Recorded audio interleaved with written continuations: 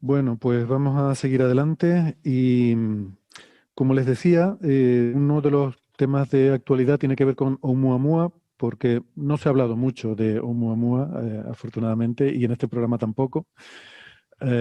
Ese visitante interestelar que tuvimos, que se detectó en 2018, o fue en 2017 cuando se detectó, fue en octubre, Finales del Sí, 17, ¿no? sí. sí, como Octubre. octubre del 17. Mm. Sí, recordaba que era en octubre, pero no si, bueno, pues eso, finales ya del 17. Y un objeto, pues, bueno, muy enigmático porque ya les dijimos que siendo tan pequeño, esto es básicamente el tamaño de un asteroide, y que cuando se detectó y se vio su trayectoria, pues se vio que no estaba ligado al Sol, sino que venía de fuera y que después de pasar cerca del Sol volvería a alejarse. De hecho, lo detectamos ya entre la órbita de la Tierra y la de Marte, eh, bastante lejos del Sol y de nosotros y alejándose, ¿no? Con lo cual, pues un objeto tan pequeño, de hecho ni siquiera sabemos exactamente qué tamaño tenía, es difícil, fue difícil observarlo. Rápidamente, en cuanto se vio que era interestelar, pues todo el mundo intentó deprisa y corriendo hacer las observaciones que se pudieron.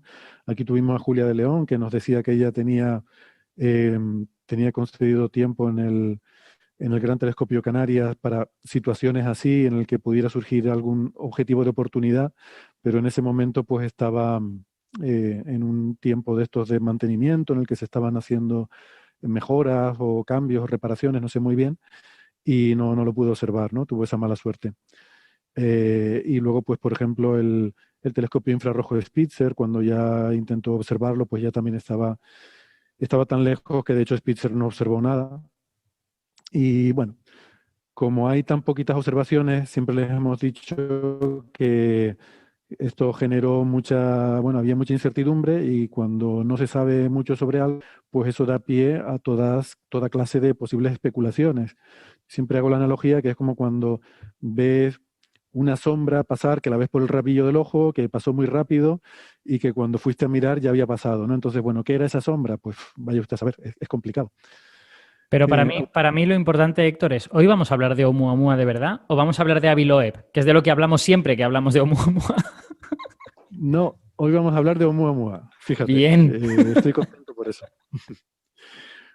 Albert, yo estoy un poco haciendo un repaso de lo anterior, ¿no? Por si alguien no ha seguido toda la historia, pero efectivamente luego el asunto se enredó mucho cuando Avi Loeb, que es un prestigioso investigador, dijo que seguramente era una nave extraterrestre. Y eso, bueno, pues es su opinión y él tiene derecho a creerlo, pero ya hicimos casi que un especial aquí, un programa especial sobre eso, en lo que explicamos que no hay realmente razones científicas que apoyen esa idea. Y de hecho no hay ningún otro investigador que yo sepa. Fíjate tú, si hay astrónomos en el mundo, no hay uno que diga, pues sí, pues yo estoy de acuerdo con Avi Loeb, que además es un señor muy prestigioso y debe tener razón. Pues no, ni uno. Yo creo que Eh, a Avi Loeb hay que empezar a presentarlo como prestigioso investigador y también prestigioso tertuliano, porque realmente en su faceta no sé, de predicador de Oumuamua, pues es más un tertuliano que otra cosa.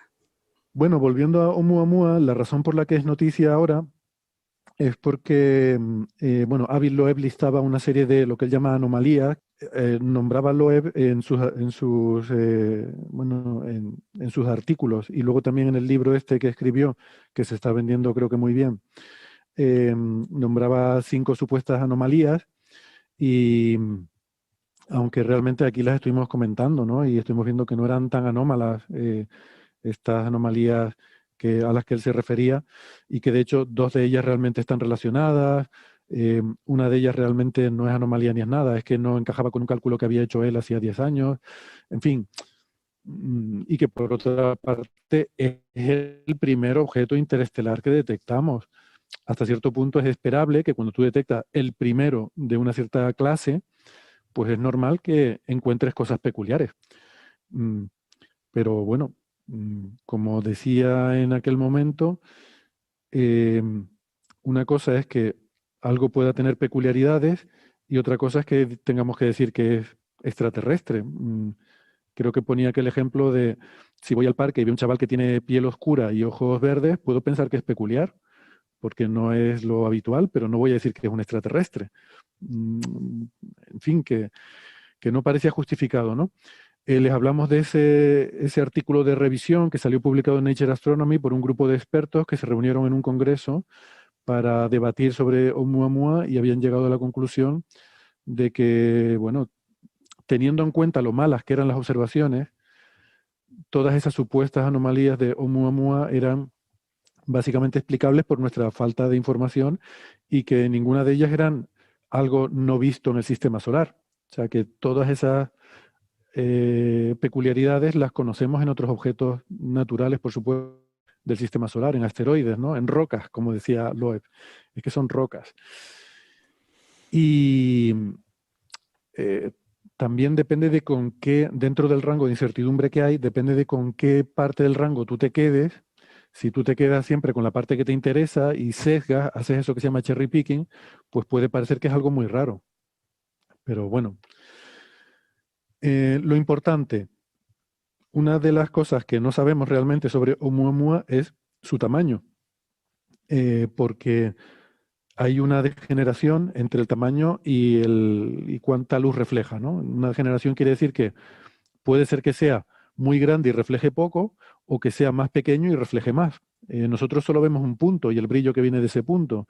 Entonces podría ser que sea más grande, o yo puedo variar el tamaño, hacerlo más grande o más pequeño y variar también su brillo, cuánto refleja, y con eso ajustarlo, ¿no? Eso es algo que pasa habitualmente con estos objetos pequeños, y la forma de resolver esa ambigüedad es pues utilizando observaciones en otras longitudes de onda. Por eso se intentó observar con Spitzer en el infrarrojo, y si se hubiera observado, pues eso nos daría un buen punto de anclaje para poder distinguir el reflejo, cuánta luz refleja, de cuánto tamaño tiene. Lo que pasa es que Spitzer no vio nada porque es demasiado pequeño, y entonces lo más que se podía poner era un límite al tamaño. Tenía que tener un tamaño, creo que era como mucho de 200 metros, ¿vale? Pero luego de ahí para abajo, de 200 metros a, no me acuerdo, a 10 metros, ya dependía de cuánto brillo tuviera, ¿no? Porque tenemos esa ambigüedad. Entonces, ¿qué pasa? Que muchos de los intentos de explicarlo se han hecho diciendo, bueno, supongamos que brilla más o menos como los asteroides o como los cometas del sistema solar. Eso se llama el albedo, es la medida que te da cuánta luz refleja del Sol un objeto. Y el albedo puede ser cero, si es totalmente negro y no refleja nada, nada, es totalmente negro, no, es imposible verlo, pues tendría un albedo cero, y entonces no, sería un agujero negro. O bien el otro extremo sería un albedo de 1, que quiere decir que es un espejo. O sea, toda la luz que le llega la refleja toda perfectamente. Bueno, pues entre medias, entre 0 y 1, están todos los posibles rangos de albedo. Y lo que se suponía es decir, bueno, vamos a suponer que tiene 0,1, 0,2, que es lo que tienen los cometas, y entonces, pues, si fijas eso, te daría un tamaño de unos 100 metros. Vale. Pues, bueno, eso es un poco lo que había hasta ahora y cómo se intentaban cuadrar las cosas, ¿no? Luego eso lo tienes que cuadrar con el hecho de que tiene una forma que al parecer es peculiar por las fluctuaciones de brillo a medida que está rotando, que por cierto, si está rotando no puede ser una vela, como planteaba Avi Loeb, porque una vela tiene que estar dando la cara al sol para que sirva como vela y lo pueda empujar, ¿no? Bueno, ahí tengo que defender al señor Magufo. Ahí quiero decir a Ávilo, porque él dice que lo que puede ser es un trozo de una vela, que se haya roto y que estemos viendo como una especie como de escombro de tecnología. Y eso sí que podría estar girando.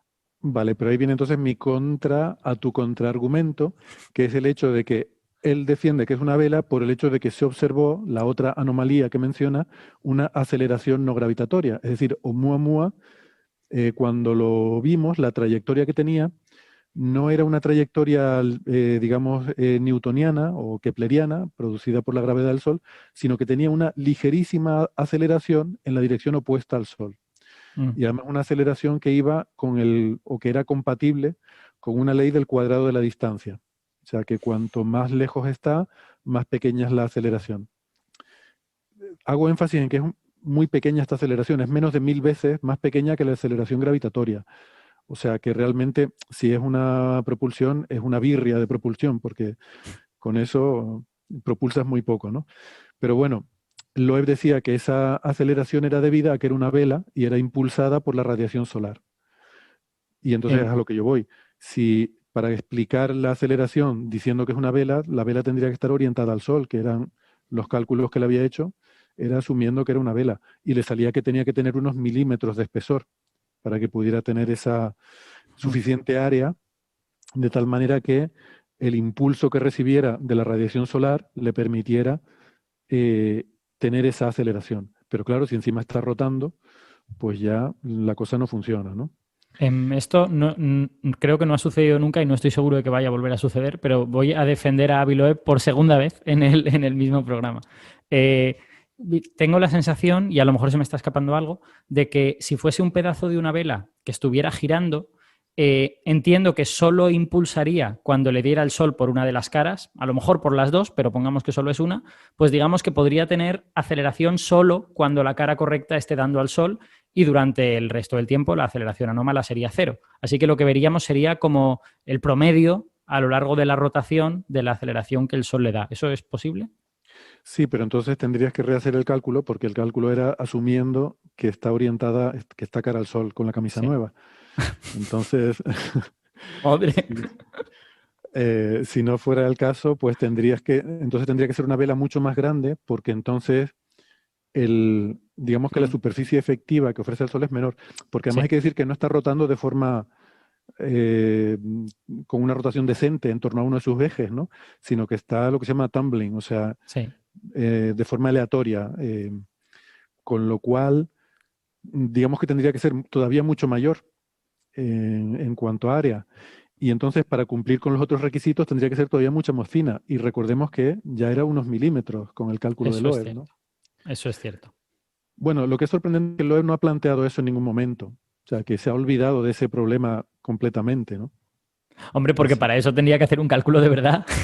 No, ahora ya vuelvo por mis fueros. ya. Te estábamos echando de menos, Alberto. Bienvenido de vuelta. Bueno, total, esto ha sido un poco una introducción un poco larga que es para recordar y refrescar un poco el estado de la situación. ¿Qué hay de nuevo ahora? Pues ahora se han publicado dos artículos por dos autores que se llaman Alan Jackson y Stephen Desch. Uno es Jackson y Desch y el otro es Desch y Jackson. Y son dos artículos muy interesantes, sobre todo me pareció a mí el primero, Jackson y Desch, aunque bueno, el otro también lo es, ¿no?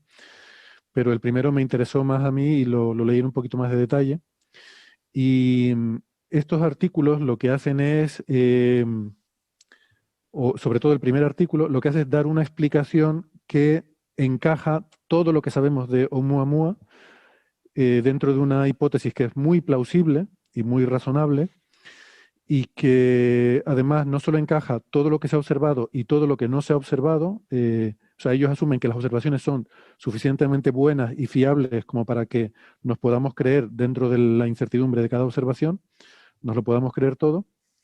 Y además no solo encajan las observaciones, sino que eso lo hacen de una forma consistente, en el sentido de que hay alguna otra pieza más que luego encaja también entre sí, como si fuera un rompecabezas, que luego les voy a explicar un poco lo que es. Pero bueno, lo que dicen, o sea, voy a empezar un poco el proceso detectivesco al revés. En vez de ir encajando y ver a dónde llegamos, vamos a poner la hipótesis de la que ellos parten y luego vemos que eso va a ir cumpliendo con todo lo que se observa.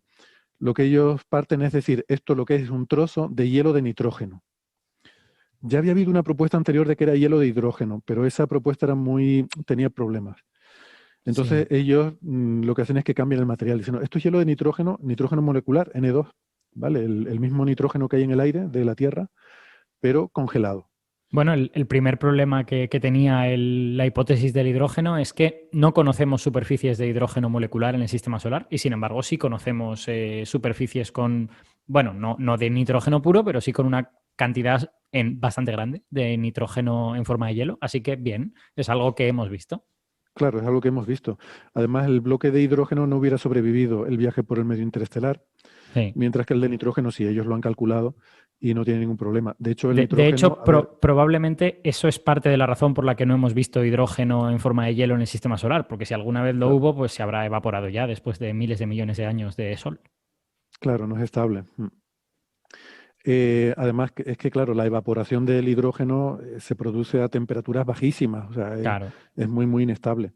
Claro, El para que nitrógeno pues también, una pero no molécula tanto. tan pequeñita como la de hidrógeno, para que salga volando de un cristal de hielo, pues hace falta nada. O sea, la miras y ya solo con eso sale volando la pobre. Sí. La miras con los rayos que emiten los ojos, ya. Exacto, aristotélicamente evaporas el hidrógeno.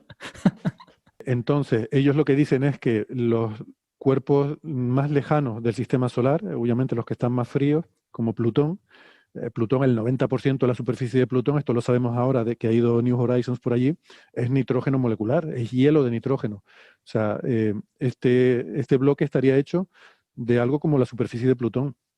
De hecho, se han visto, es alucinante, se han visto glaciares de nitrógeno moviéndose ahí lentamente, ¿no? Es muy impresionante. Y Sí. algunos objetos transneptunianos, pues seguramente tienen superficies de nitrógeno, de hielo de nitrógeno. O Es sea que no bastante es probable que raro. en Tritón, la luna de Neptuno, también haya, aunque solo lo hemos visto de refilón cuando pasó la Voyager 2, pero es bastante probable. Exacto, Tritón también tiene una superficie de nitrógeno. Y de hecho lo que dicen aquí me encanta, la última frase del abstract, la última frase del resumen, dicen que esto probablemente, de esto ya hablan en el segundo paper, lo que es esto es un trozo de un exoplaneta muy frío, un exoplutón, que es una categoría de exoplanetas que dice que todavía no se han detectado, pero deberían existir. Y no sé por qué te hace gracia, Alberto, lo de Pues exoplutón. porque es evidente que es un exoplaneta enano. Claro, no va a ser un exoplaneta a secas. Claro, exoplaneta enano, efectivamente. Pues entonces la última frase que pone en el resumen me gusta mucho. Los dos papers terminan con esa última frase. Dicen que Oumuamua probablemente es la primera muestra de un exoplaneta que se nos ha dado ver de cerca. Me parece alucinante, visto así, digo, ostras, es verdad. Si tienen razón y tiene toda la pinta de que la tengan, esto es un trozo de exoplaneta que ha venido al sistema solar. Es el trocito de exoplaneta más cercano que hemos visto. Y no, Pero no estás de acuerdo. no, no es que no esté de acuerdo, es que me parece una tautología. O sea, quiero decir, es que incluso antes de este paper, pues ya era un trozo de otro sistema solar. Así que seguro que en Sí. ese sistema solar había cosas hechas con materiales muy similares a ese trozo, que al fin y al cabo es Bueno, lo que vemos. ya, pero es un trozo a lo mejor de un exoasteroide o un exocometa o algo así, pero esto nos apunta que es un exoplaneta.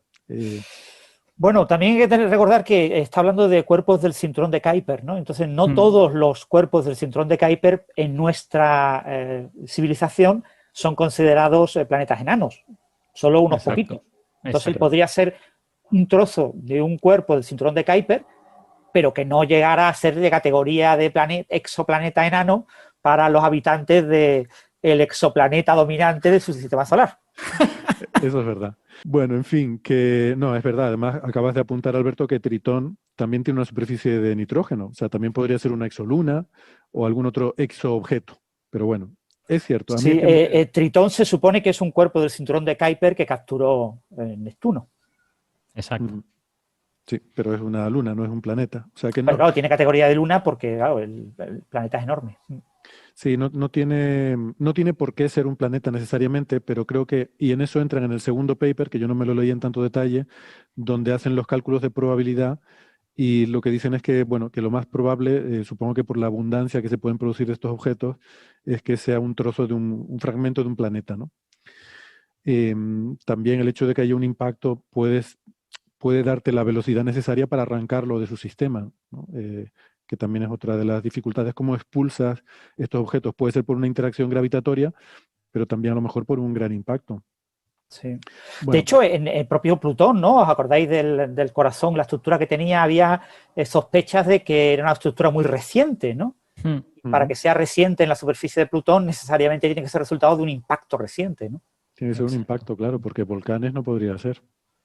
Sí, ahí hay mucha investigación interesante en cuanto a geofísica y todo esto para ver qué podría ser esa cuenca, porque también es posible que las condiciones atmosféricas de Plutón hagan que cualquier cuenca, sea reciente o sea antigua, termine llenándose de este hielo de nitrógeno y que sea más bien una cuestión de cómo es el relieve y cómo es la atmósfera, más que de que sea algo reciente, pero es súper interesante la cuestión.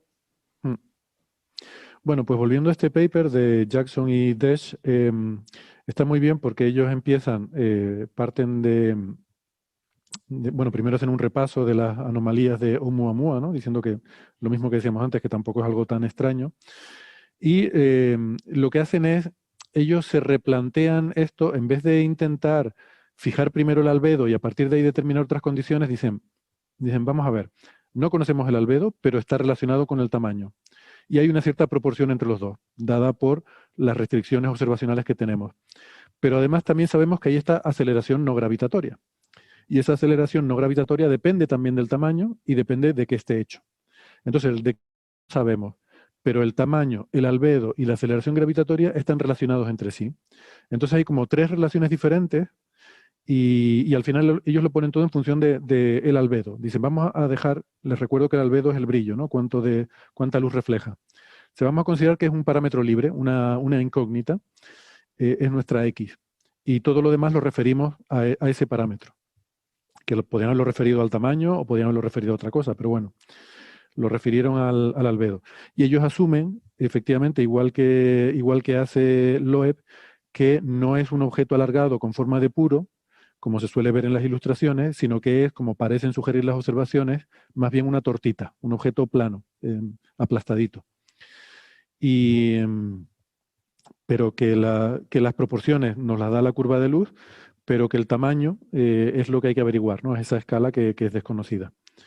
Bueno, pues resulta que van probando para diferentes gases, perdón, para diferentes composiciones, diferentes, digamos, moléculas. Diferentes Y materiales. además, esos materiales. Y además esto es curioso porque es una cosa que realmente ya había hecho también en el paper donde proponen lo del bloque de hidrógeno, el hielo de hidrógeno, pues también habían hecho algo parecido. Habían intentado mirar diferentes composiciones, pero sorprendentemente, como dicen aquí ellos, pues no se dieron cuenta de mirar el caso de hielo, de nitrógeno molecular.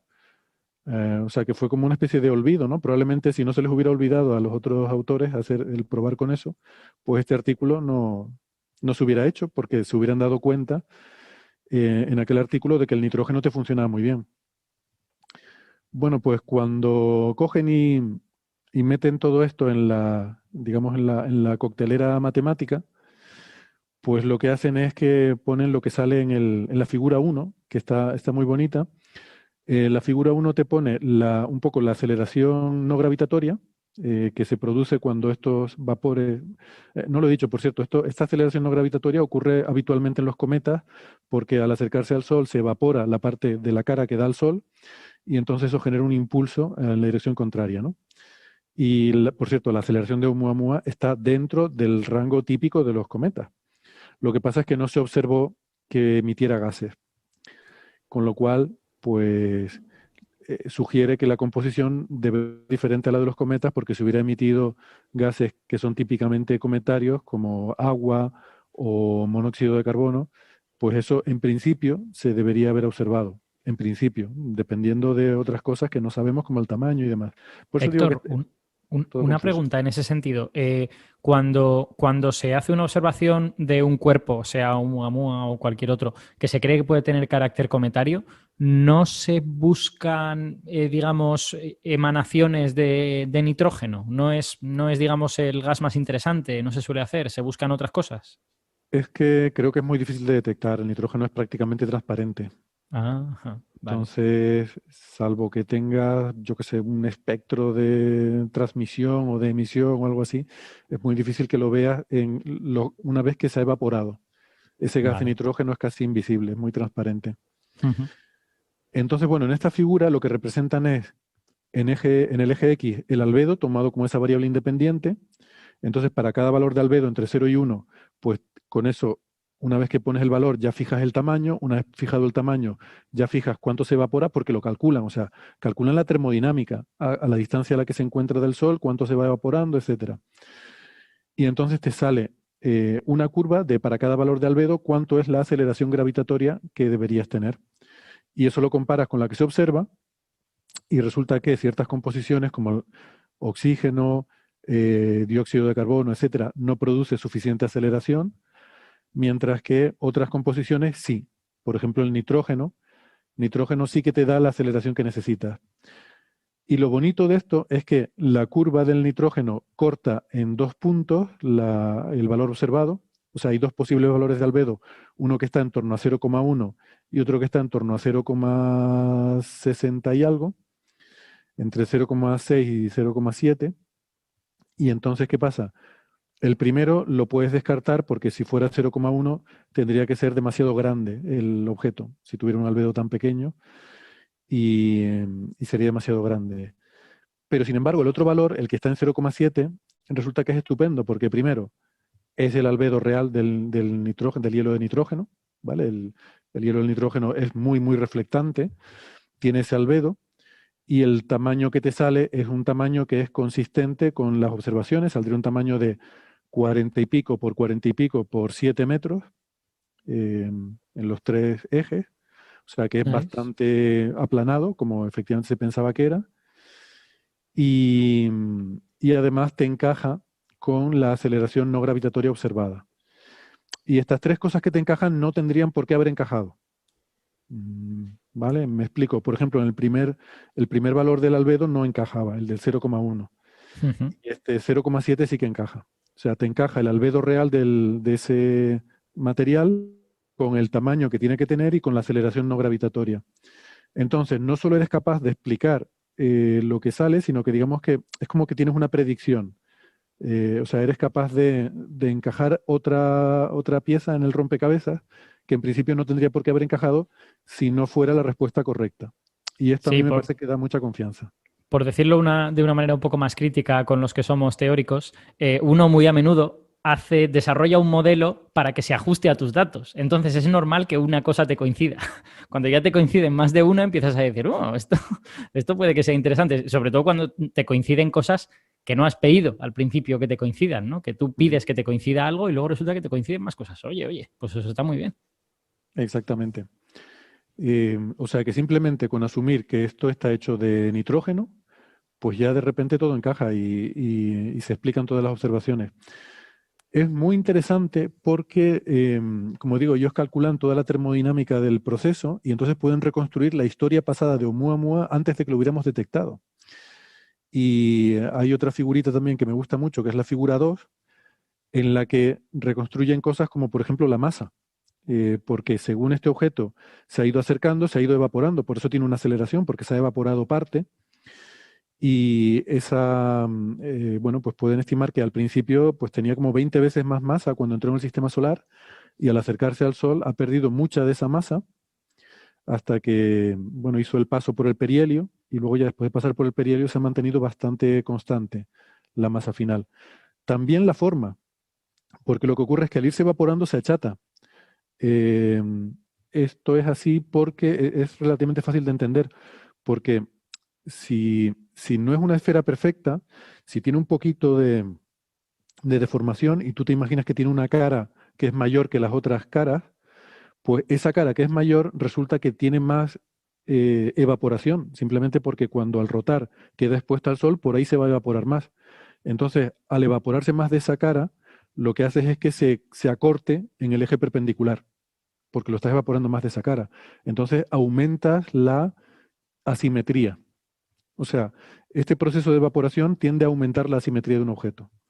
O sea que Oumuamua es tan asimétrico en parte por el propio proceso de, de pasar cerca del sistema solar. Al principio, a ver aquí, el valor digamos, lo que llaman el axis ratio, o sea, cuánto de más grande es el eje mayor respecto al eje más pequeño, era un factor 2,4, que son valores bastante razonables de una cosa irregular. Y después de pasar por el Sol, llegó a aumentar hasta más de 7,5. Y eso es debido simplemente a que la evaporación amplifica ese axis ratio, lo cual también es un resultado muy chulo y muy interesante. O sea que verdaderamente habríamos visto un objeto con estas características tan peculiares, en parte porque lo hemos visto cuando ya había pasado y porque no lo hemos visto antes. Si lo hubiéramos visto antes, habríamos podido presenciar todo ese cambio. Exactamente. O sea, que el objeto originariamente no era tan asimétrico. Se volvió Mm. tan asimétrico después del encuentro con el Sol.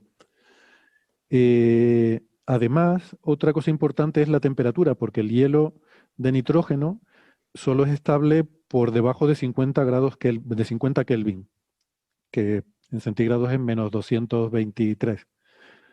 Eh, y claro, al acercarse al Sol, uno pensaría que se va a calentar más que eso, ¿no? Y existe la duda de si no, bueno, nos preguntaba Carla Vidal en Facebook que si no explotaría al acercarse al Sol.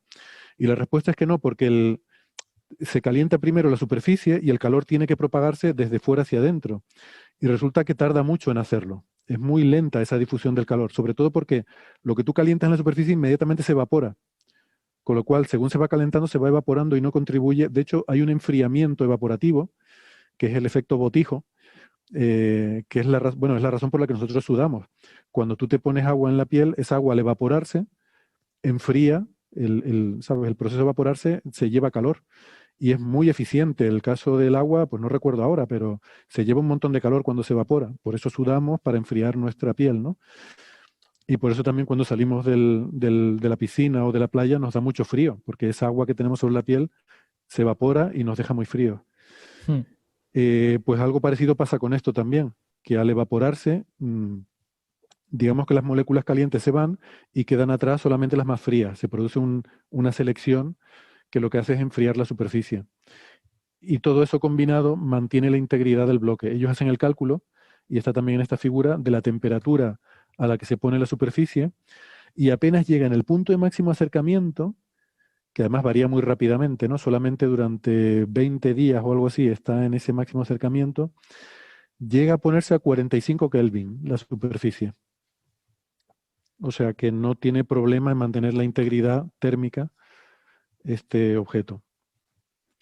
Bueno, ese es un poco el resumen del paper, ¿no? No sé, yo no sé si han tenido ocasión de verlo también y lo he intentado explicar lo que a mí más me gustó, porque la verdad es que me parece muy contundente. Quiero decir, es una explicación muy lógica.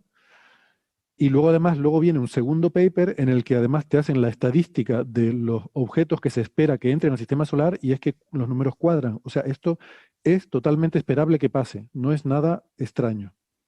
O sea, todo encaja de forma muy natural.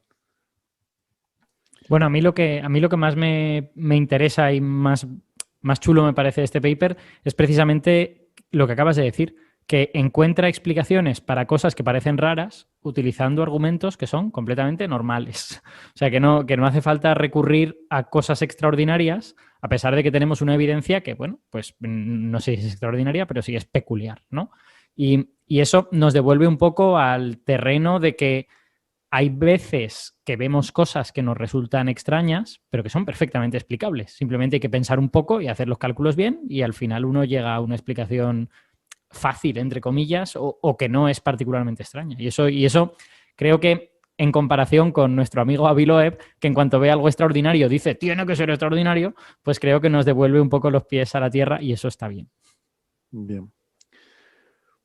Pues eso, no solo eso, sino que además el hecho de que existan estos bloques de nitrógeno, que es de lo que va el segundo paper, debe haberlos en las cantidades suficientes como para que el primer objeto interestelar que detectemos sea de estas características y que la probabilidad que uno de ellos pase relativamente cerca de la Tierra es una probabilidad razonable. No es algo disparatadamente implausible, ni tampoco debería haber millones de ellos que nos estén cayendo encima todo el rato, sino que, bueno, pues el hecho de que hayamos visto uno, digamos que en orden de magnitud, no es disparatado. Entra dentro de las estimaciones en orden de magnitud de los que debería haber por ahí sueltos por el medio interestelar y que nos los vamos encontrando pues de vez en cuando, ¿no?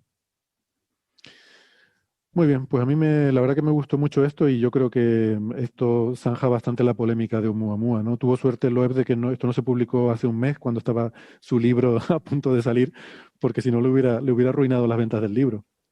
Sí, sí, bueno, eso sí, la gente se enteraba de que esto existe, ¿no? Por otro lado. Bueno, en Amazon Internacional es número 1 en ventas en el apartado de epistemología. ¿What? Epistemología. Pero ¿Vale? O sea que... Primero, ¿por qué está en epistemología? Ni idea, pero es lo que pone la página web de Amazon.com.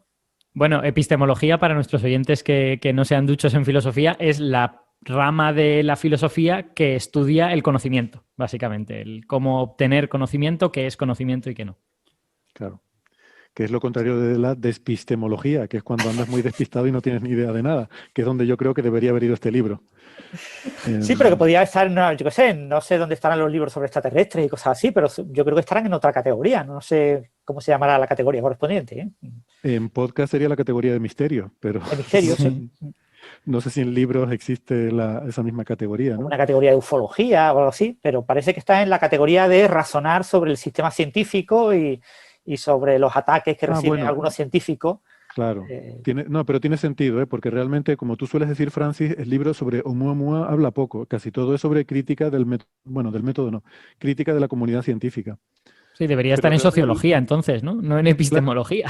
claro, él no critica el método, él critica a la comunidad, a los científicos propiamente dichos, ¿no?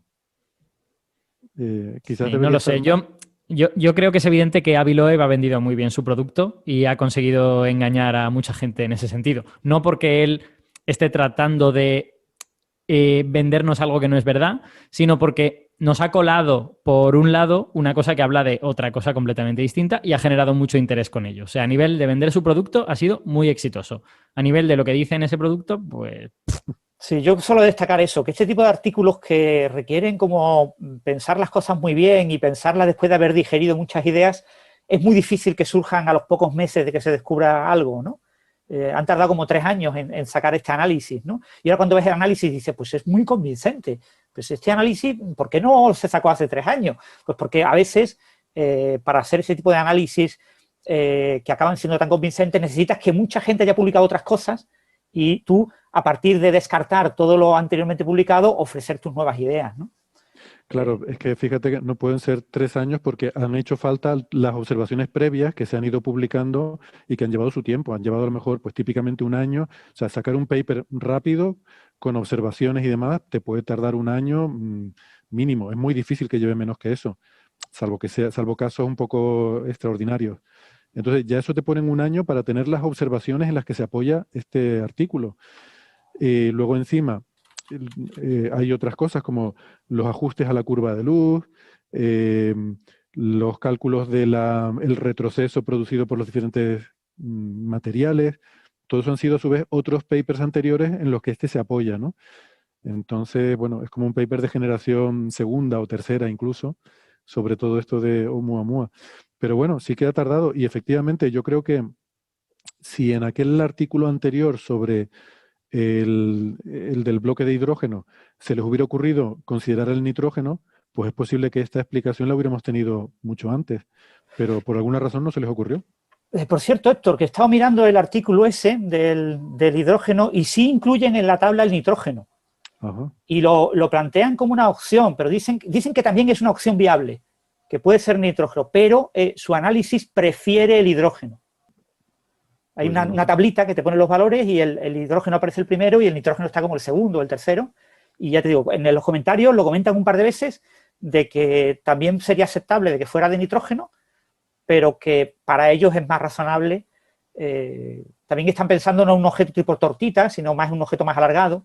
Y quizás por eso, pero habría que leerse en detalle de nuevo ese artículo para ver por qué descartaron el nitrógeno. Claro, quizás partieron, yo no recuerdo los detalles de ese artículo ahora mismo, pero quizás partieron del albedo típico de 0,1, 0,2, y a lo mejor eso ya les llevó por un camino por el camino equivocado, digamos, ¿no?